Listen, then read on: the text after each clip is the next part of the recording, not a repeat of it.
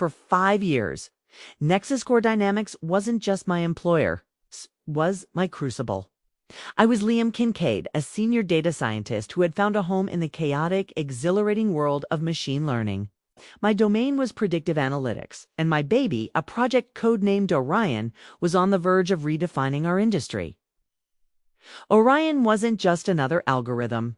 It was a self-optimizing predictive engine capable of analyzing market trends with an accuracy that bordered on prescient. I had poured every late night, every flash of inspiration, every ounce of my professional soul into its architecture. My direct superior, the Chief Technology Officer, Julian Croft, was more than a boss. He was a mentor, a charismatic, silver-haired visionary who could sell a ketchup popsicle to a woman in white gloves. He saw the potential in Orion from day one. "Liam," he'd say, his hand clapping my shoulder in our open-plan office, "this isn't just a product, it's a legacy. Our legacy. We were a team." He handled the boardroom politics and investor schmoozing. I built the engine that would make it all real. The atmosphere was electric. We were on the cusp of securing a Series B funding round that would launch Nexus Core into the stratosphere, and Orion was the crown jewel of the pitch. Julian presented my progress reports to the board as our shared victories. We were a duo, the technical genius and the business savant poised to take over the world. My colleagues saw it, the board saw it, and I foolishly believed it. The betrayal came on a Tuesday. It was surgical in its cruelty. I was summoned to a sterile conference room I rarely entered. Julian was there, but so was Helen Miller, the head of human resources, her face set in a mask of practiced neutrality. A thick, ominous folder sat on the table between them. "Liam, have a seat," Julian said, his voice stripped of its usual warmth. He couldn't meet my eyes. He gestured vaguely at the folder. "It's come to our attention that your performance has been lagging. Several key project milestones for Orion have been missed." The air left my lungs. It felt like a physical blow. "What?" "That's not true. We're ahead of schedule. I sent you the final diagnostic and performance report this morning. The model's accuracy is at 99.7%. Helen slid a document across the table. It was a performance improvement plan dated 3 weeks prior. My signature was forged on the acknowledgement line, a sloppy, amateurish imitation. It was filled with fabricated complaints, lack of collaborative spirit, failure to adhere to reporting structures, insubordination. "We've had complaints, Liam," Helen said, her tone flat and rehearsed. "Concerns about your attitude and your inability to work within the established hierarchy."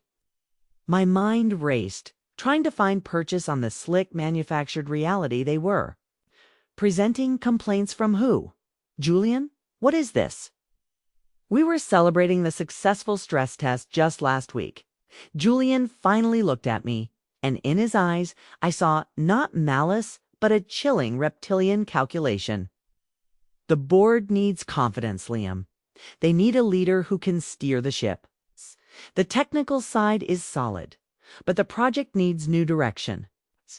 Then the final, fatal thrust of the knife.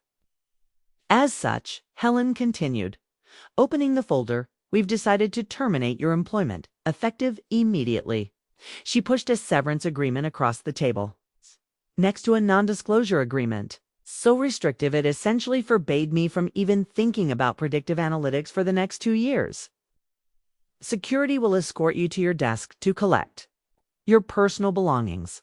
I was stunned, deafened by a roar of white noise. My project, my legacy, stolen in a 10-minute meeting with forged documents and corporate doublespeak. I looked at Julian, the man I had trusted implicitly. "My code, Orion." He cleared his throat, a small nervous gesture. "The project will continue, of course. For the good of the company, it will be rebranded. Project Aethelon, it has a better ring to it, don't you think? More epic. Aethelon, a name meant to evoke power and eternity." He wasn't just stealing my work. He was wrapping it in a new skin and calling it his own masterpiece. He was casting himself as a mythological hero for doing it. The walk back to my desk was a blur. My colleagues, who just yesterday had been congratulating me, now averted their eyes. They knew. They must have known. The whispered rumors, the closed-door meetings, it all clicked into place. I was being surgically excised from my own success story. A security guard stood impassively as I packed my coffee mug, a framed photo of my wife and daughter, and a dog-eared copy of a book on neural networks. I wasn't allowed to touch my computer. My creation, my 5 years of work, was now locked away from me, the property of the man who had just professionally assassinated me. That night, devastation was absolute. My wife Mia held me as I cycled through incandescent rage and hollow despair. My reputation was shattered. How could I explain this? I was fired for being too good at my job. Who would believe that? The NDA was a muzzle, and Julian knew it. He had taken my work, my career, and my professional identity, leaving me with a paltry severance check and a legacy credited to his name. I spent a week in a fog, sending out half-hearted resumes and talking to lawyers who all said the same thing. The cost of fighting a corporation with deep pockets, especially with a forged but signed PIP and a restrictive NDA, was astronomical. They could bleed me dry in discovery alone. The system was designed to protect the powerful. HR wasn't there to protect employees. It was there to protect the company from its employees. On the 8th day, something inside me shifted. The grief curdled into a cold, hard resolve. They thought they had beaten me. They thought I would fade away. Another casualty of corporate ambition. They'd evaluated the situation, assessed the legal angles, and concluded I was powerless. They were wrong.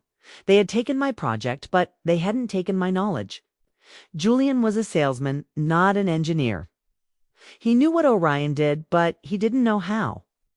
He didn't know its secrets, its quirks, the elegant complexities of its architecture. I had built the cathedral, and he was proudly showing off the front door, oblivious to the structural weaknesses I had built into the foundation weaknesses that only an architect, not a thief, would know how to exploit. He wanted a legacy. I would give him one. He would be remembered, but not as a visionary. He would be the man who flew too close to the sun on stolen wings. The official channels had failed me. It was time to create my own. The first step in any strategic campaign is reconnaissance. My initial grief-fueled attempts at justice were a predictable failure. My call to Helen Miller in HR was met with a professionally detached response.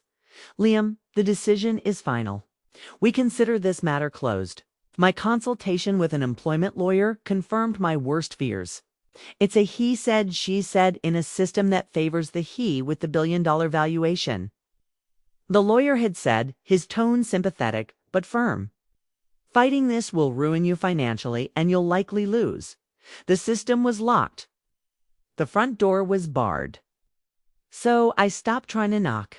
I started looking for a key to the back door. My target was Julian Croft. My weapon was his own ignorance. He had stolen a highly complex system, and my entire plan hinged on the certainty that he didn't truly understand it. He had the car, but I had the blueprints and the knowledge of where the faulty wiring was. My severance came with a standard clause: no contact with current Nexus Core employees. It was another bar on my cage, designed to isolate me. But Julian, in his arrogance, had underestimated the power of quiet loyalty and shared frustration. My ally emerged from the most unlikely of places: the finance department. Chloe Desai was a senior financial analyst, a quiet, meticulous woman I had worked with on budgeting for Orion server costs. We weren't close friends, but we shared a mutual professional respect. I took a chance and reached out to her personal email with a simple, non-incriminating message. Coffee, my treat. Wanted to get your take on the market for a personal project. We met in a noisy, anonymous cafe far from the corporate campus. Chloe was nervous, constantly glancing over her shoulder. Liam, I shouldn't be here, she whispered, clutching her latte. They made it very clear. I know, Chloe, and I appreciate you coming. I'm not asking you to do anything that would put you at risk. I lied, knowing full well that was exactly what I was doing. I just want to understand something. The Series B funding, is it still on track? Her eyes widened slightly. On track. Liam, it's everything. Julian is presenting to Summit Ventures in 3 weeks. It's a $50 million round. He's been parading Aethelon around like he coded it himself over a weekend. It's disgusting. Summit Ventures. The name was my first real piece of leverage. Venture capital firms, especially at the Series B stage, are not just handing out cash. They perform rigorous due diligence. Financial audits, technical reviews, legal examinations. They turn over every single rock. The technical due diligence, I said, leaning in. Who's leading that on our end? Julian, of course. And he's got Gary Walsh's team running the demos. Walsh was a capable but sycophantic lead engineer who had hitched his wagon to Julian's star, and they're confident. Chloe let out a short, bitter laugh. They're arrogant. They think the code is magic. They run the inputs, get the outputs, and cash the checks. They have no idea what's under the hood. That was it. That was the confirmation I needed. My mind began to race, connecting dots, forming a strategy. I didn't need to hack into NexusCore's servers. I didn't need to leak the source code. Doing so would be illegal and would only discredit me. My revenge had to be professional. It had to be unimpeachable. It had to come not from a disgruntled ex-employee, but from the unassailable voice of corporate governance. I spent the next week living a double life. By day, I was the devoted husband and father, taking my daughter to the park and pretending to be fine-tuning my resume. By night, I was a strategist, hunched over my personal laptop in the garage, fueled by coffee and a cold, burning rage. I wasn't just a data scientist. Part of my mandate for Orion had been to ensure it was enterprise-ready. That meant compliance, specifically SOC 2 and GDPR compliance. These are frameworks that govern how companies handle customer data, ensuring security, availability, processing integrity, confidentiality, and privacy. For a company seeking major institutional investment, SOC 2 Type 2 certification isn't just a nice-to-have. It's a prerequisite. I had built the compliance architecture directly into Orion's core. It was a complex web of logging protocols, data access controls, and automated audit trails. I had designed it to be robust, but also ... sensitive. It was designed to be run in a very specific way. Deviate from those protocols, take shortcuts to boost performance for a demo, for instance, and the system wouldn't crash. No, that would be too obvious.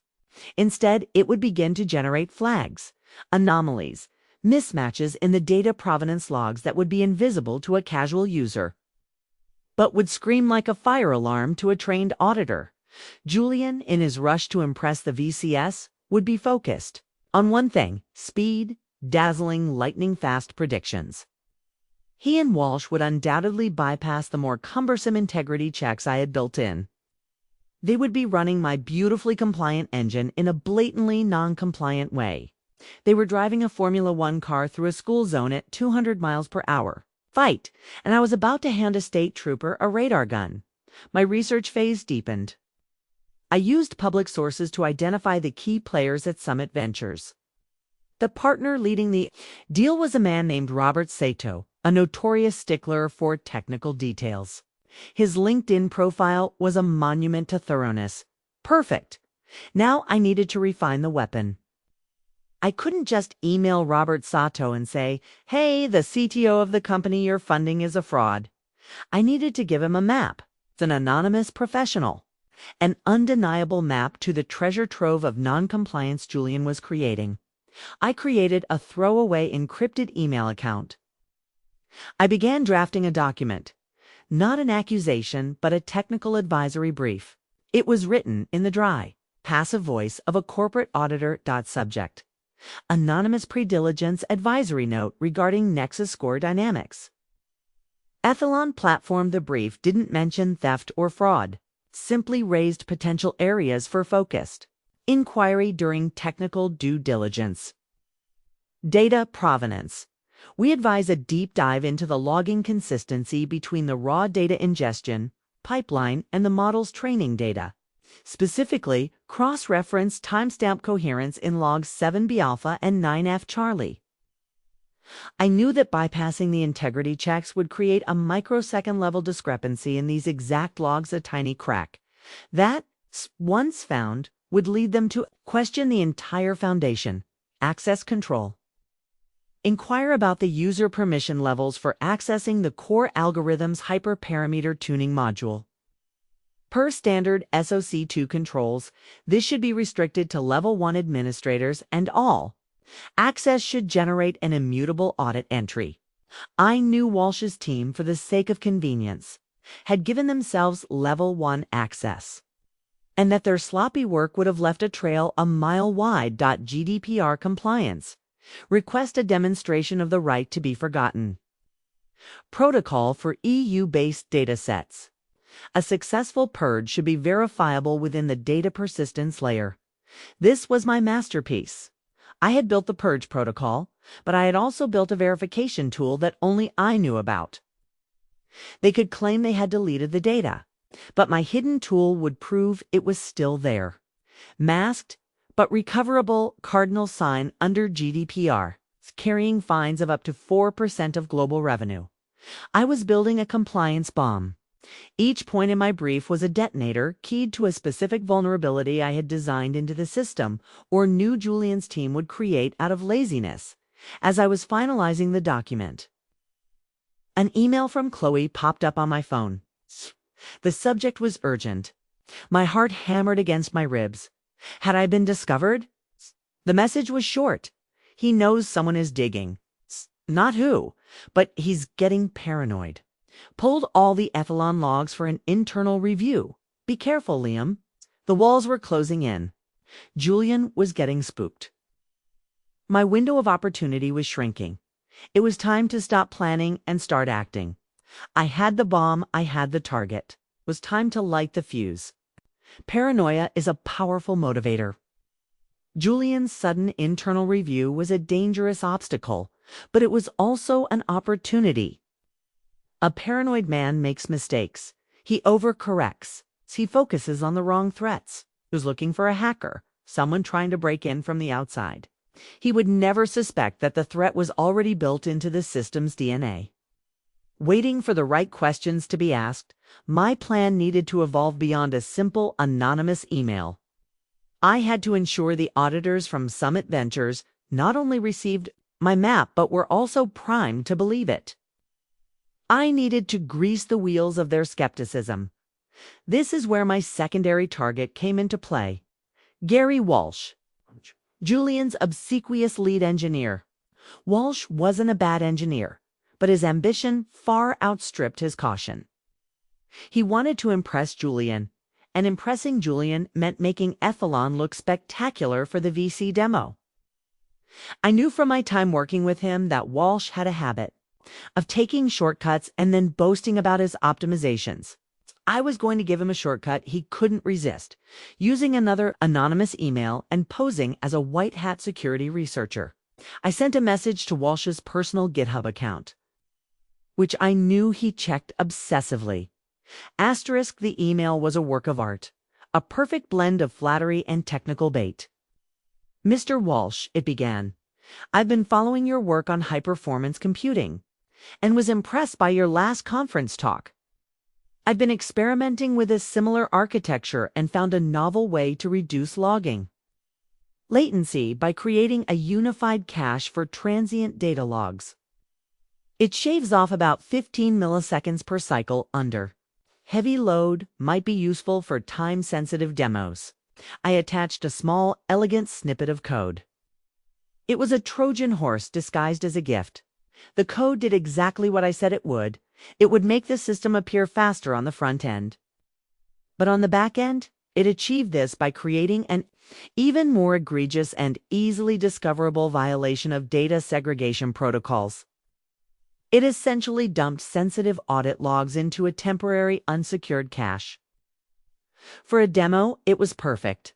For Azos to audit, it was a hanging offense. Walsh, blinded by the promise of a performance boost that would make him look like a hero to Julian, would be unable to resist. He would see it as his own clever discovery, implement it, and in doing so, he would personally arm one of the biggest charges in my compliance bomb.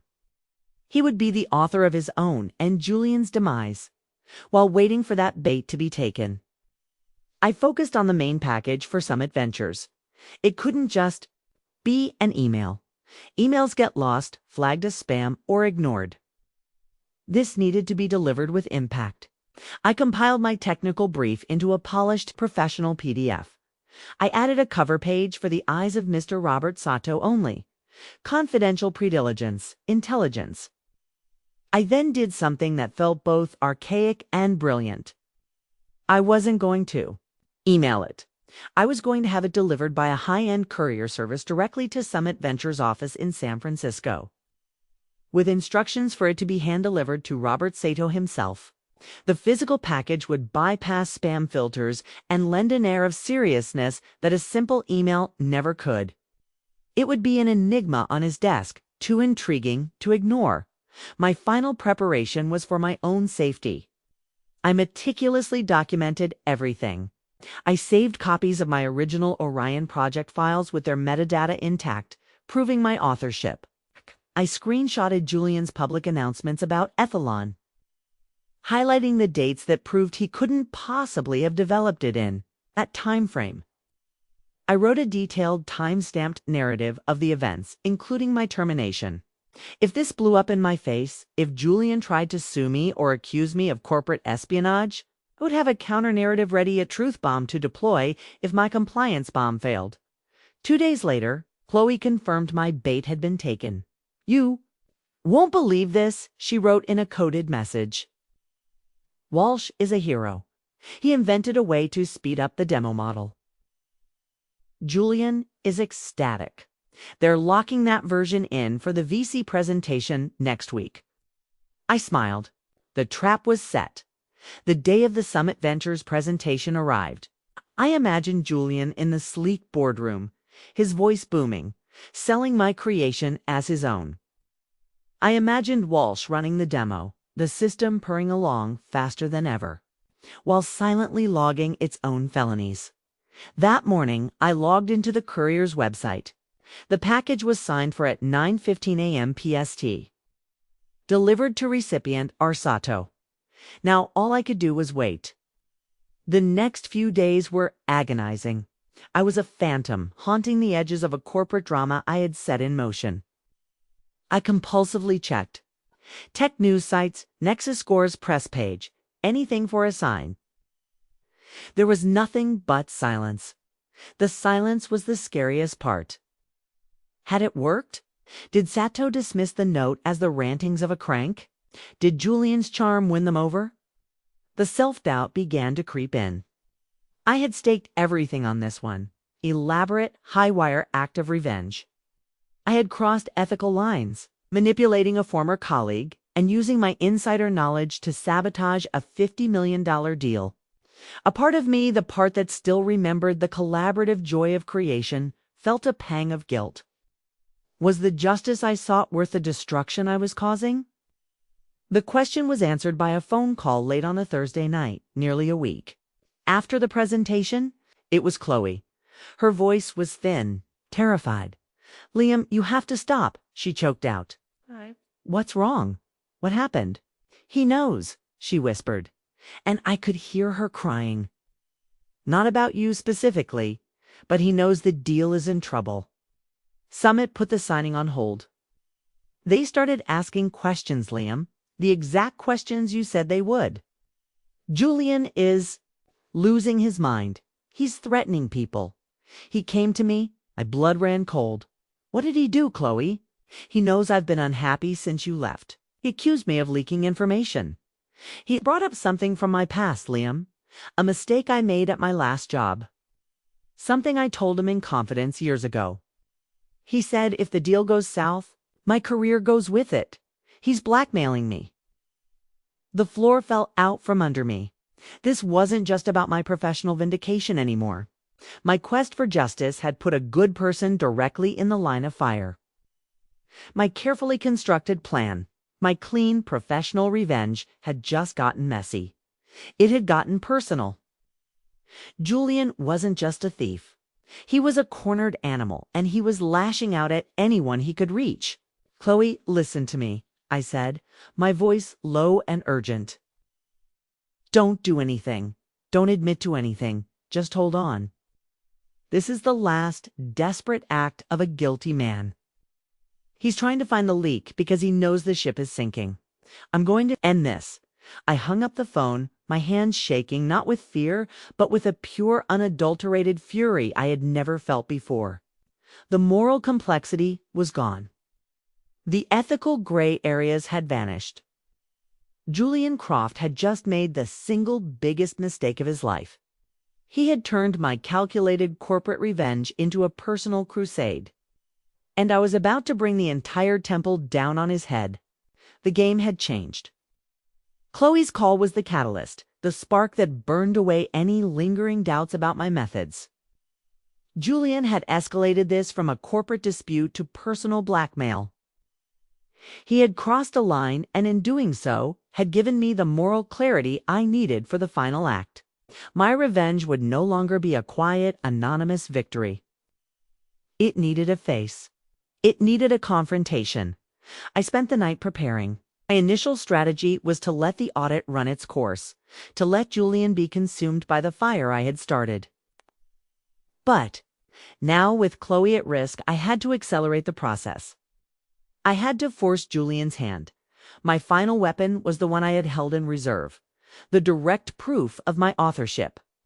The original project files for Orion, complete with their unalterable metadata showing creation and modification dates stretching back years. The detailed project proposals in my name. The email chains with Julian where he praised my specific architectural choices. It was an irrefutable digital paper trail that proved Orion was mine. The next morning, I sent a single direct email to Robert Sato at Summit Ventures. I used my personal email address. No more anonymity. Subject: critical information regarding your due diligence on Nexus Core Dynamics, Mr. Sato. My name is Liam Kincaid. I am the creator and sole architect of the predictive analytics engine you know as Aethelon until 3 weeks ago. It was known as Project Orion, and I was its lead developer at Nexus Core. I am aware your due diligence has been placed on hold due to certain compliance and integrity issues. The anonymous brief you received was a professional courtesy to prevent your firm from investing in a fraudulent enterprise. The issues it highlighted are not accidental. They are the direct result of a leadership team that does not understand the technology they are attempting to sell. I was wrongfully terminated by CTO Julian Croft, who has claimed my life's work as his own. He is currently blackmailing another employee to try and contain the fallout from your audit. I have attached a password-protected zip file containing indisputable evidence of my authorship of the core technology. I am available to provide the password and walk you through the evidence at your earliest convenience. I believe you are being sold a stolen, compromised, and dangerously non-compliant asset. Sincerely, Liam Kincaid. I hit send. The bomb wasn't just ticking anymore. I had just handed the detonator to the man with the money. It took less than an hour. My phone rang with an unknown San Francisco number. "Is this Liam Kincaid?" The voice was sharp, no nonsense. "Speaking. This is Robert Sato. I got your email. I'm in a car on my way to Nexus Core's headquarters for an emergency board meeting. I have one question for you. Why should I believe you over a CTO I've been dealing with for 6 months? 'Cause I said, my voice steady, a thief can steal a painting, but he can't explain the brushstrokes. Ask Julian to explain the logic behind the data provenance verification module in log 7b alpha. Or ask him why the GDPR data purge protocol leaves a verifiable ghost artifact in the persistence layer. He can't, but I can. There was a pause. Could hear the city sounds in the background. What's the password for the file, Mr. Kincaid? I gave it to him. Check the metadata on the core module file orion_kernel.py. You'll find it was created 2 years ago. By me. I'll be in touch, he said and hung up. The rest of the day was a long, tense wait. I let Chloe know I had taken action and told her to sit tight. Then, at 4:37 p.m., my phone rang again. It was Julian. His voice was a strained, barely controlled hiss. What did you do? I leaned back in my chair, a strange sense of calm washing over me. I simply made sure the right people had the right information to make an informed decision. Julian, it's just good business practice. You sent them a package. You sabotaged my deal. He roared. The VCs are here with the board. They're tearing my project apart. They're asking questions nobody should be asking. It's not your project, Julian, I said softly. That's the whole problem, isn't it? You stole it, but you never bothered to read the manual. Did you really think I wouldn't build in safeguards? Not against hackers, but against incompetence. Against people like you. I will ruin you, he screamed, his voice cracking. I'll sue you for violating your NDA, for corporate espionage. I'll tell them you're an extortionist. Go ahead, I said, the calm in my voice unwavering. Try it. Bring it out into the open. Let's have a public discovery process where we compare my years of project files against your 6 weeks of press releases. Let's talk to the engineering team about who actually wrote the code. And while we're at it, let's talk about Chloe Desai. Let's talk about the blackmail. I wonder how that will play with the board and Mr. Sato. There was a choked silence on the other end of the line. The bluster, the threats, all of it evaporated, replaced by the sound of a man drowning. He had no moves left. I had him in a perfect. Checkmate. What do you want? He finally whispered, his voice defeated. Want? I laughed, a cold, sharp sound. I don't want anything from you, Julian. It's too late for that. This isn't a negotiation. This is a notification. Your legacy, the one you were so eager to build on my back, it's here. You're about to become very, very famous in Silicon Valley. Just not for the reasons you hoped. I could hear muffled voices in the background of his call. Someone calling. His name, there. They're calling me back into the boardroom, he stammered, panic lacing every word. Liam, please. We can fix this. I'll give you credit, a bonus. Name your price. It was pathetic. The great visionary, the master salesman, reduced to desperate pleading. The price, Julian, I said, letting the words hang in the air, is that you get exactly what you deserve.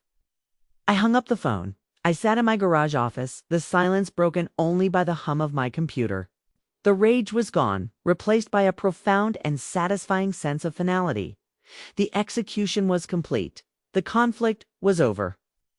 I had faced the man who broke me, and I had watched him crumble, not through brute force, but through the elegant application of his own arrogance and my professional competence. The bomb had gone off, not with a loud bang, but with the quiet, devastating implosion of a house of cards. The fallout was just beginning. Asterisk. The news broke with the speed and ferocity of a wildfire. The first official sign was a terse, late-night press release from Nexus Core Dynamics. Nexus Core and Summit Ventures have mutually agreed to postpone the Series B funding round to allow for an internal restructuring. CTO Julian Croft has resigned, effective immediately, to pursue other opportunities. Pursue other opportunities was the corporate equivalent of being launched into the sun. The tech blogs and financial news sites picked it up within hours. Anonymous sources panicked board members and senior staff no doubt leaked the juicy details. Funding deal collapses amidst fraud allegations. Read one headline. Nexus Core CTO ousted after stealing core IP from fired engineer, screamed another. My name was everywhere, but this time it was attached to words like architect, creator, and whistleblower. Julian Croft was professionally obliterated. His carefully crafted image as a tech visionary shattered overnight. He was a pariah. No company would touch him. The legacy he so desperately wanted was now an indelible stain of fraud and blackmail. Poetic justice was served. The man who created a project name like Aethelon to signify greatness was now a footnote of failure. Gary Walsh, the sycophantic engineer, was quietly let go a week later during the internal restructuring. His optimization was pinpointed as a key source of the compliance failures, and he was made a convenient scapegoat for the technical team's oversight. He learned a hard lesson about hitching your career to a falling star. 2 weeks after the confrontation, I received a call from a number I didn't recognize. It was Isabel Sterling, the chairwoman of Nexus Core's board. Her voice was crisp, professional, and deeply apologetic. "Mr. Kincaid," she began, "on behalf of the board of directors, I want to offer you our most sincere apology. We were misled, we failed in our oversight, and you paid an unacceptable price for it." She explained that their internal investigation, guided by Robert Sato's findings and my evidence, had confirmed everything. They were in crisis mode. Their star project was tainted, their technical leadership was gone, and their reputation was in tatters. "We find ourselves in a difficult position," she continued. "The Aethelon engine Orion, I should say, is brilliant, but we've been made painfully aware that no one here truly understands it. We need its creator." She then made me an offer. That was both a vindication and a validation of my worth. They wanted to hire me back not as an employee, but as an independent consultant. My first task, to lead a full audit of Orion, correct the compliance issues, and get it genuinely enterprise-ready. The compensation package she proposed was staggering. It included a consulting fee that was more than triple my old salary, a significant signing bonus that was clearly a retroactive apology, and, most importantly, a public statement from the company acknowledging me as the sole creator of the Orion engine.